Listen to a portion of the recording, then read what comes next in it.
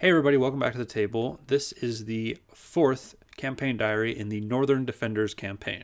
When last we left our heroes, the party comprised of Elris, Gurak, Asna, and Asami, as well as their new allies of Leah, Orion, and Hidden Voice, had all been hired by various religious temples in the town of Daggermere. They had been asked to head north and investigate the Pelor Pass fortress, which had recently gone quiet. Heading up into the mountains and discovering the fortress, the parties realized that this fort had been attacked by a large group of what they believed to be kobolds, and they decided to head even deeper into the mountains to find this kobold tribe and deal with it. Moving along the trail, dealing with kobold ambushes, as kobolds are wont to do, the party was able to discover a kobold warren, enter into it, kill off all of the main inhabitants as well as the chieftain. Having successfully defeated the chieftain and taken his treasure for themselves, the party decided to rest and take a long rest in these caves. However, I, as the DM, had known that if they stayed in these caves for too long, something would attack them. Something nasty. This session begins with our heroes, in the middle of their long rest, on watch. Leah Moonbrook hears something coming through the cave. It's slow. It's shambling. And as it draws closer, and she readies herself and wakes her allies, a small horde of undead emerge at the cave entrance. This horde is comprised of 4 skeletons and 2 zombies, because I didn't want them all to be the exact same thing. I wanted a little bit of variety. The party readies itself for action, its initiative, the battle commences, and the heroes emerge victorious. The undead are destroyed, and the heroes return to their long rest. Though not before burning the bodies and filling the chamber with smoke, because reasons. The party completes its long rest, divvies up the treasure, and then Elris mentions the kobold warren that he got lost in the middle of the chieftain battle. He encourages that everyone should head into the warrens and explore and make sure that everything has been dealt with. They headed into the kobold warrens, and this time they bring all of the scrap leather and armor from the kobolds that they defeated as a breadcrumb trail that will help them get out of the caves. They, using the right-hand rule, are very quickly able to discover the one cavern that Elris was not able to fully explore, the largest cavern in the kobold warrens. Once Elris recognizes this place, he realizes that there's really nothing in these kobold warrens except for the way out. They move forward, and they emerge along a long tunnel out the other side of the mountains. They seem to have traveled all the way through, and now find themselves beyond the mountains in an area called the Northern Wastes. Having successfully dealt with the kobolds that they had been hired to deal with, the party then moves along the mountain range, finding their way back to the Pelor Fortress by pure happenstance, and return back to town. They deliver the kobold chieftain's head to the dwarves at the Moradin Temple, collect their pay. They go to Father Draenei, who pays them for their work. While talking with Father Draenei about the successful mission, Father Draenei mentions that High Father Kizuna Motorai has an interest in speaking with the heroes. He seems to have a follow-up mission for them, having recently proven themselves as capable adventurers. Father Draenei tells the heroes that High Father Motorai would like to meet with them after the Fallcrest Ball, which will take place in roughly a week. So, now the party has some downtime around town. They conduct some shopping, stocking up on healer's kits that had been used in the previous battle. Gurak makes his face known around the Pelor Temple. He seems to be someone of a religious orc.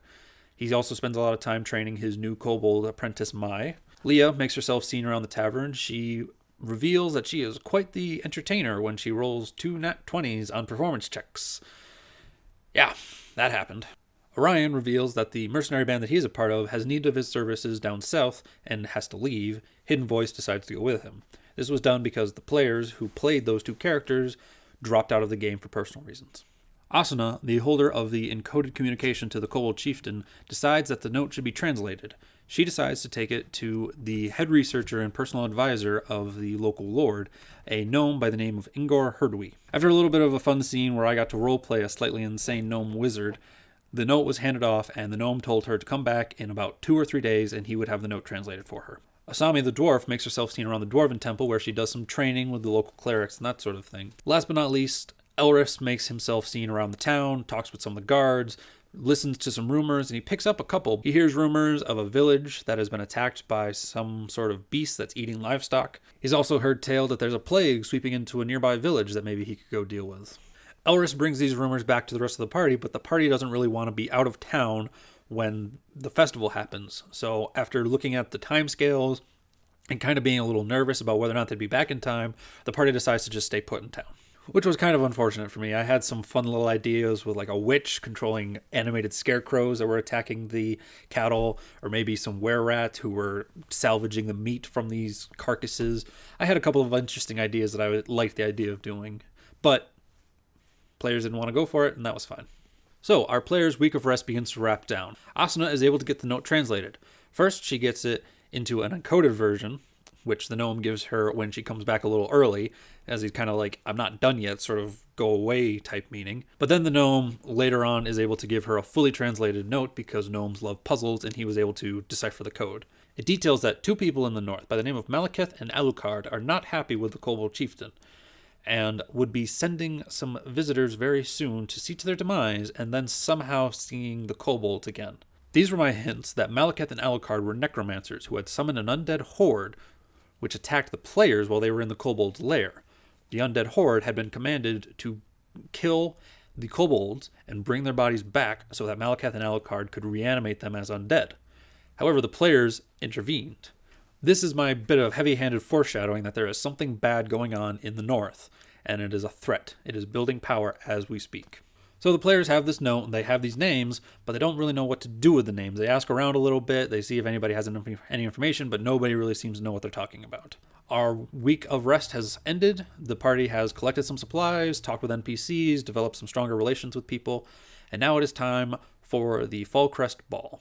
In the town of Daggermere, in my campaign setting, the Fallcrest Ball is a once-a-month event that happens near the end of the month, and it involves all of the nobles and important political figures from the neighboring region to come together into the central town of Daggermere to have a festival. This allows them to sort of interact and have a party and get to know each other a little bit, and afterwards, all of the important political people meet and discuss. It's basically like a monthly business meeting where it's like, oh, the town of Arcanai is suffering from gnolls emerging from the forest. We should send the guard to go deal with that. Oh, the village of Nentir is having trade disputes with the various merchant guilds. Well, we should send an embassy to deal with that.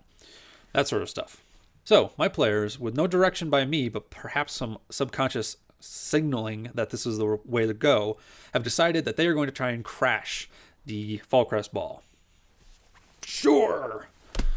So, the day of the Fallcrest Ball arrives, and unfortunately, Gurak's player is unable to make the session. So, as DM, I decide that Gurak, an orc barbarian with a noble on his tail, is not really looking to get chummy chum with a bunch of hoity-toity nobles. So, I decide that Gurak is going to take Mai and go out into the forest and continue the training that he has been sort of emphasizing the last couple of sessions. So, Gurak does not go to the ball. Leah, using her sort of recent fame and having performed so well at the tavern, uses that sort of confidence and swagger to say that she's an entertainer hired to play at the Fallcrest Ball. With a very strong deception roll, she is able to get in. However, her deception roll was not strong enough to be able to get the rest of the people in. So, they are stuck outside while Leah goes in to go find Father Draenei or some such to come get them and bring them in. While they are trapped out there, Asami notices one of the dwarves that she had kind of grown familiar with, the dwarf Durgrim Bronston, who had hired Leah and her 2 companions to head up into the Pellar Pass as well. Going over, she talks with Durgrim for a little while and is able to get herself in with Durgrim. Asuna considers going in stealthily, but decides against it considering how many guards there are. Elris heads up to the guards and has them go find a man by the name of Grandmaster Moram Bar, who is the leader of the local Arathis Temple. Now, I haven't really mentioned the Arathis Temple because it hasn't really come up in the gameplay session yet. The Arathis Temple is the 3rd major temple in the town. The 3 temples, the Pelor, Moradin, and Arathis temples, are the major religious factions. They all have a seat on the council, and they don't exactly all agree with each other. However, Elris has been getting rather friendly with the Grandmaster Bar, so he sends a guard to go fetch Grandmaster. The guard goes, finds this Grandmaster, comes out, and the Grandmaster graciously accepts Elris in as a guest, because why wouldn't he? Little known to the players, Elris has been hired by Grandmaster Moram Bar to be a spy within the party to let Grandmaster Moram Bar know what the Pelor and Moradin temples are up to. So why wouldn't the Grandmaster allow his spy into this ball? Makes perfect sense. However, he is not as willing to let Asuna in, who is still trapped outside.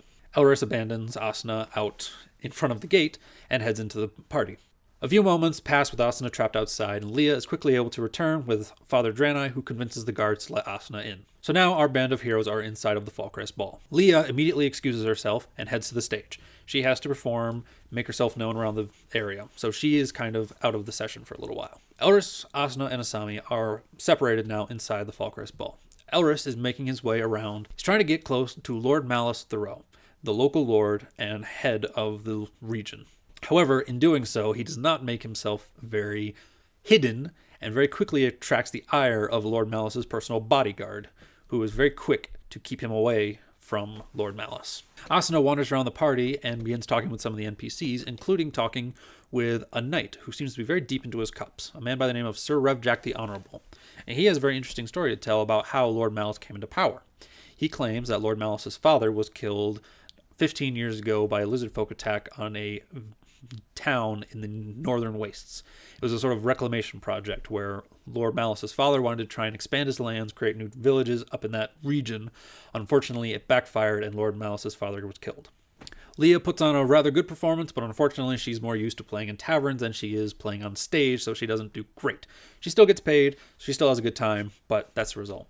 Asami spends most of her time on the arm of Durgrim Bronston. He, after all, was the one who got her in. And the party talks with some interesting NPCs, hears some interesting stories, but unfortunately none of them really have much information. Highfather Motorai eventually makes his appearance at the ball, and he explains to each of the heroes that he meant to meet with them afterwards. He is too busy right now trying to keep his political standing in a strong position to talk with these heroes. So the heroes then have some time to wander about the ball. Eventually they make their way up and talk with Lord Malus, who is actually very interested to hear what Elris has to say, because Lord Malus is a person who values knowledge. So he promises to allow Elris, a monk from a very respected monastery full of knowledge, to come and explore his personal library at any time as long as he has interesting stories to tell. Eventually, the ball winds down, the heroes make their way to an agreed upon meeting spot where they can discuss the new mission with Highfather Motorai. And that's where we'll end today's session.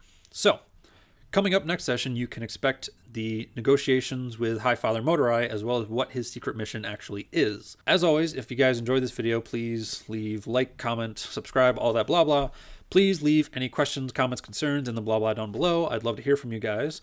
I'm sure there's something confusing I've said in the past that I'd love to clarify for you so you understand what's happening. As always, I hope you guys enjoyed this session. I can't wait to see you all in the next video, and until then, take care.